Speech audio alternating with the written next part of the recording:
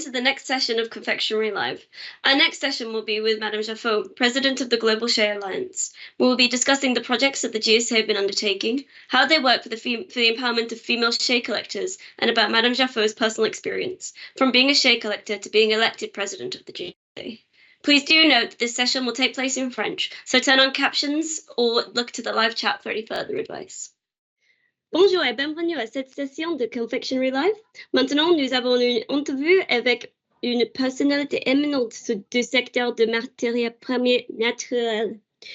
Aujourd'hui, nous avons l'honneur d'accueillir Madame Jaffot et Oui. le président de Global Shea Alliance. Bienvenue, Madame Jaffot. Pouvez-vous vous présenter et nous parler de votre rôle au sein de la Global Shea Alliance? Merci beaucoup, Madame. Je suis Madame Jaffot, présidente de l'Alliance Globale Alliance Carité. Merci. Et comment vous avez commencé dans l'industrie de carité et qu'est-ce qui vous a motivé à y rester pendant 4 ans? Merci, Madame.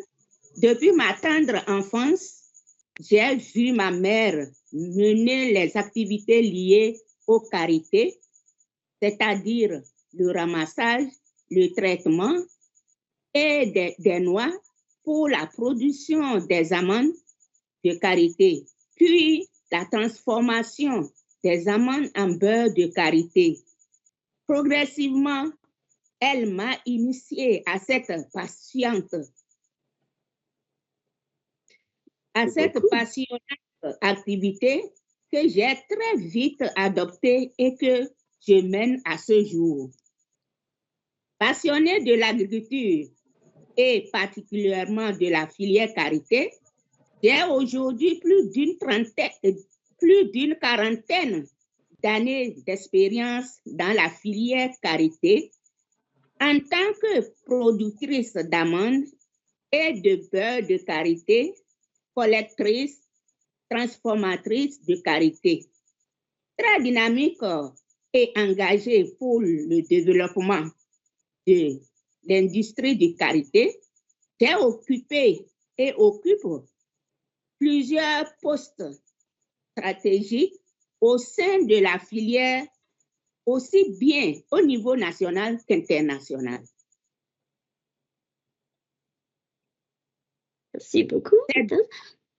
Mon amour pour la filière karité, dans laquelle je suis depuis ma tendre enfance, le souci de contribuer surtout à l'amélioration des conditions de vie des femmes productrices de karité, ainsi que ma détermination à contribuer au développement de l'industrie mondiale du karité, qui motive mon engagement au sein de cette filière. Merci beaucoup, Madame. Donc, c'est une tradition féminine, quoi. Oui. Et quels changements significatifs avez-vous observé dans l'industrie de karité au fil des décennies, en particulier en Bénin? Au fil des décennies, l'industrie du karité a été modernisée, mondiale du karité en général, et celle du Bénin en particulier, a connu plusieurs changements significatifs. Modernisation des techniques de ramassage des noix, de production des amandes de karité et de transformation des amandes en beurre de karité pour assurer non seulement la qualité des amandes et celle du beurre de karité. L'introduction de machines modernes pour améliorer et augmenter l'efficacité et la qualité des amandes et du beurre de karité.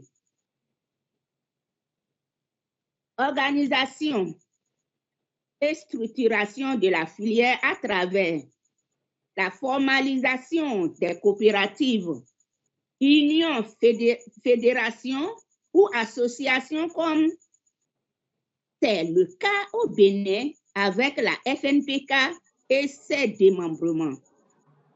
La formation des membres pour mieux renforcer le pouvoir de négociation des productrices, principales actrices de l'industrie mondiale de karité. Accès aux marchés internationaux, expansion des marchés d'exportation grâce à la certification biologique et au commerce équitable, augmentant les revenus des productrices de karité. Participation à des foires, conférences, etc. pour mieux promouvoir les produits de karité. Formation et autonomisation des femmes à travers la facilitation d'accès au crédit, la promotion de formation, épargne, notamment les groupes solidaires d'épargne et de crédit, G7, qui sont des vecteurs incontournables d'autofinancement et d'amélioration de revenus actuellement au sein de la FNPK. La mise en œuvre d'initiatives pour renforcer les compétences des femmes, principales actrices de la filière, et les intégrer davantage dans les prises de décision.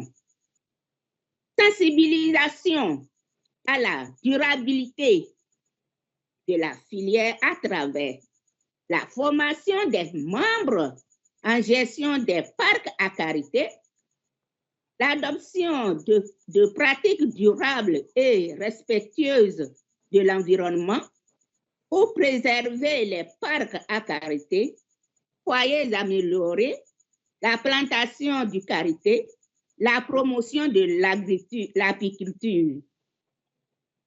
Ces changements ont contribué à améliorer à l'amélioration globale des conditions de travail et des revenus pour les acteurs de l'industrie du karité, aussi bien du Bénin au niveau mondial. Merci beaucoup. Et que signifie pour vous le fait d'avoir été élue présidente de l'Alliance globale du karité? Le fait d'avoir été élue présidente de l'Alliance globale du karité présente pour moi, dans un premier temps, le couronnement de la quarantaine d'années que j'ai consacré ma vie à la filière karité en travaillant main dans la main avec les femmes. Cela se donne dans la transformation, la collection du karité. Dans un second temps, cela constitue pour moi une opportunité unique de faire entendre les voix des femmes. Merci. Parler avec les femmes, c'est ça. Merci. Merci. Quelles sont les principales initiatives que vous avez lancées ou soutenues pour améliorer l'industrie du karité en tant que présidente de l'Alliance globale du karité? Merci, madame. Les principales initiatives que j'ai lancées ou soutenues pour améliorer l'industrie du karité en tant que présidente de l'Alliance globale du karité sont la restauration des parcs à karité, le développement d'initiatives pour le développement des activités génératrices de revenus au profit des coopératives et transformatrices, le renforcement de la collaboration entre les différents maillons de l'industrie du karité à travers la mise en place d'un partenariat gagnant-gagnant entre producteurs, productrices, transformateurs, transformatrices, acheteurs et exportateurs.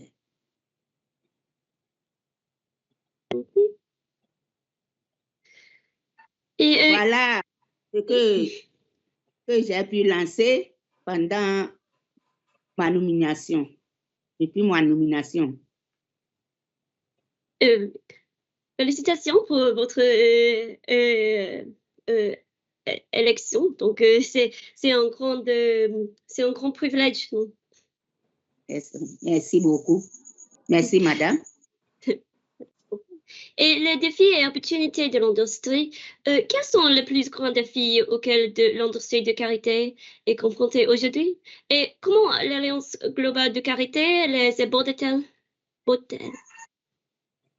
Le défi majeur de l'industrie est le déclin de la population d'arbres à karité. Une étude récente commanditée par l'AGK a montré que chaque année, environ 8 millions d'arbres à karité disparaissent en Afrique de l'Ouest pour des raisons liées aux activités humaines menées dans les zones de présence de ces arbres. Pour faire face à cette situation, l'AGK a lancé en 2020 l'initiative Action pour les parcs à karité, qui à terme devra permettre de planter 10 millions d'arbres à karité et restaurer 4 millions d'hectares de parcs dégradés. Dans la même option, des acteurs de l'industrie ont signé la pétition d'Abuja pour réitérer leur engagement dans la mise en œuvre de l'initiative Action pour les parcs à karité dans leurs différentes zones d'intervention. Je vous remercie. C'est ma dernière question, mais est-ce qu'il y a quelque chose que vous voulez dire dans cette interview? C'est tout.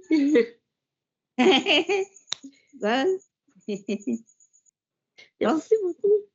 Et pour la fin, nous arrivons à la fin de cette interview avec Madame Jaffo. Nous tenons à exprimer notre profonde gratitude pour le temps qu'elle nous a consacré et pour les précieuses informations qu'elle partageait sur l'industrie de karité. Son devenue et sa vision pour un avenir durable sont véritablement inspirants. Nous espérons que cette discussion a offert à nos auditeurs une meilleure compréhension des enjeux et des opportunités de ce secteur vital. Merci encore, Madame Jaffo, et remercie aussi pour votre engagement et votre leadership à cette organisation très importante. À bientôt pour de nouvelles et des conversations enrichissantes. Merci pour l'intérêt, pour vous avoir intéressé à nous, pour mieux connaître notre secteur. Merci et à la prochaine. Merci. À la prochaine, merci beaucoup.